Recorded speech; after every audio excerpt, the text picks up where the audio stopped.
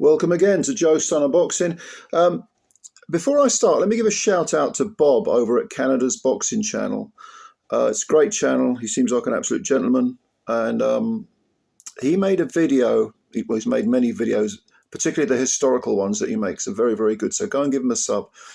But he made a video earlier today being the 19th of March, 2025, about Don Charles. And he kind of beat me to the bullet, really, because he pretty much said more or less what I was thinking about Don Charles, because Don Charles gave an interview. It was about 40 minutes long with Box Nation.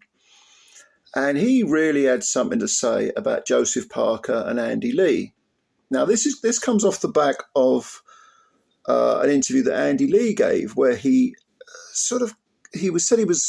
I'm paraphrasing, but he said he was skeptical about Daniel Dubois' illness prior to the aborted at the 11th hour Joseph Parker fight. And when I watched that video, I thought, I'm not someone who agrees with Andy Lee on that point. I think Dubois probably was ill. There was something going around. So, I mean, I had it. I was out of act. If you saw my videos from a few weeks ago, I was, fucked, basically. So there was something going around. And it's quite possible that, Dubois had the same virus as me and thousands of others. There is something going around. I know he was over in Riyadh, but of course he's based in Britain. He could have caught something, and it could have manifested itself at the 11th hour.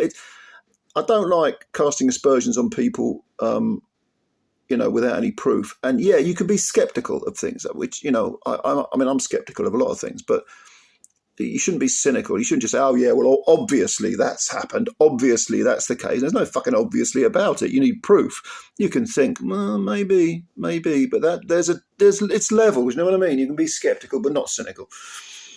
So I didn't agree with Andy Lee for having doubts about Dubois' illness. I'll give him the benefit of the doubt anyway. You may not, but I will. But the thing about Andy Lee's interview was that he was very relaxed, very laid back, no problem.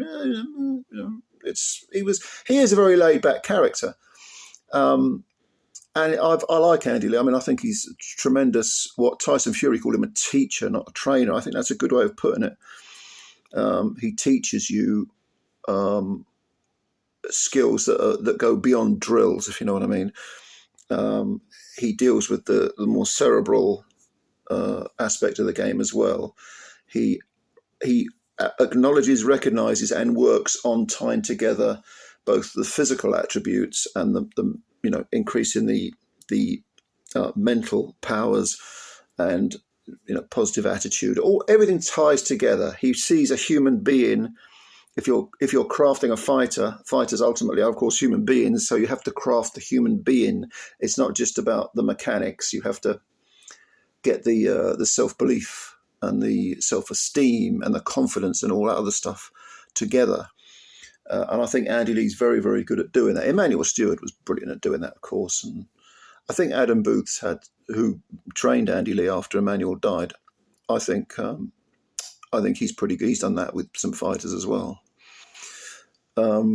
Now, Don Charles's reaction, though, was the polar opposite. He was fuming, really fuming.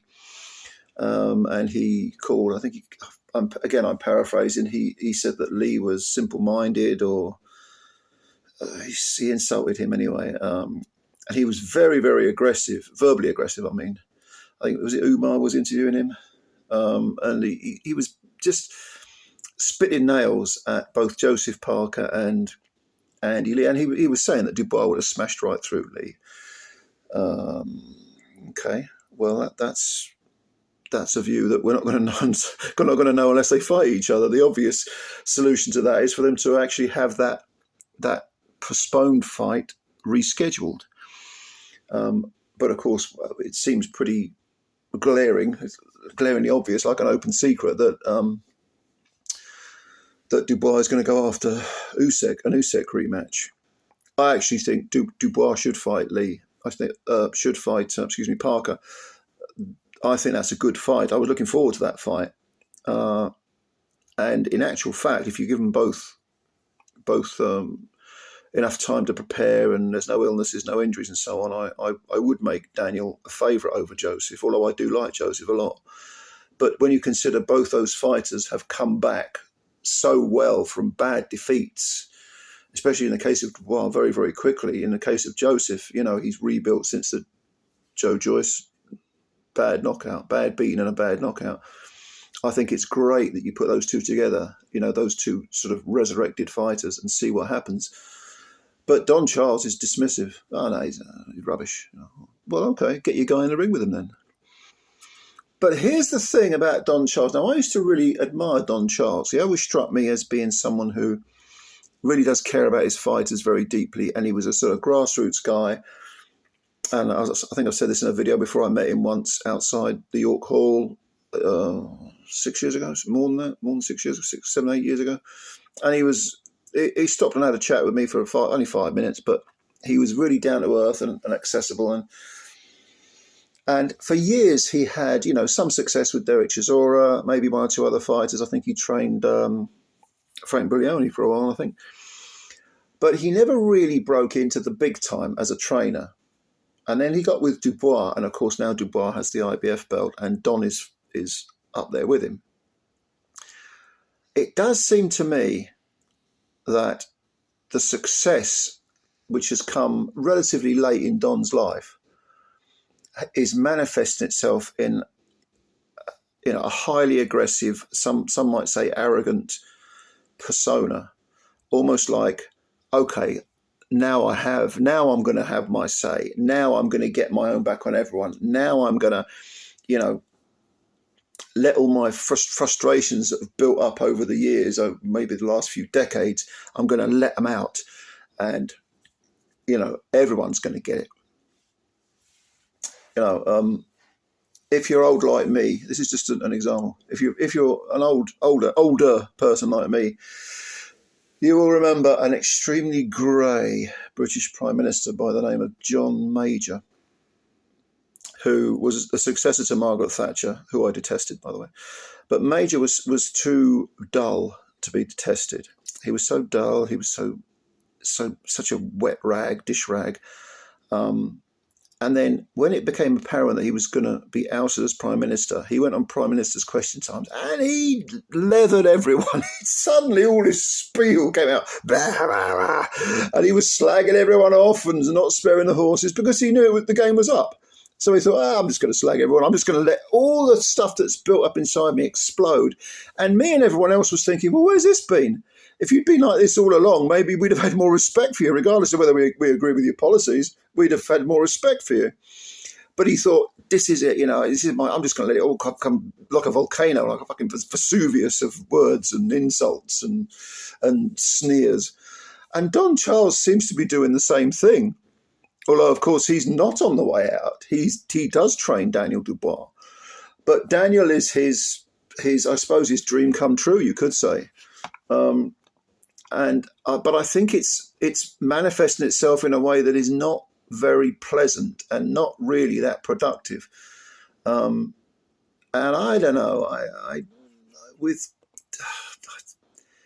used to really like Don, but now I'm finding him a bit insufferable, to be honest with you. Whenever I see him interviewed, and he's very aggressive towards the interviewers as well. It's almost like the interviewer daren't say anything, even ask a question that hints at any kind of criticism, or which is the job of anyone who wants to be a journalist. Is you're not making friends. You're actually telling people, these are the questions the public want answered. Answer them, and I don't care whether you like me or not. But Don will, if he gets any slight hint of that, he'll jump all over the interviewer. And I think it was Umar who interviewed him. It was a kind of feeble effort by Umar. He kind of bottled it, basically.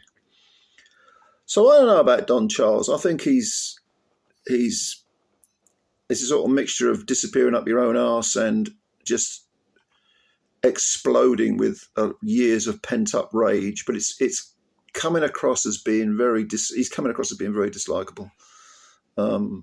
And yeah, it's a shame, I think, because I used to really like the guy. I used to like him, but now Not so much, to be honest. I can't really watch his interviews anymore. I found this 40-minute thing very arduous to get through. Although when he talks about boxing, he knows boxing, and when he talks about the technicalities and all that sort of stuff, he knows it. He knows what he's talking about. But his personality is becoming, like I say, the word that springs to mind is insufferable. But let me know what you think. Leave your comments below. Do you think I'm whistling Dixie, talking out of bollocks, or do you think I've got a point, or do you half agree with me? Don Charles, let me know what you think about him. Subscribe to the channel, hit the like button, do all that usual stuff. Thank you very much for all your support, as always. I always appreciate your time, and bye for now.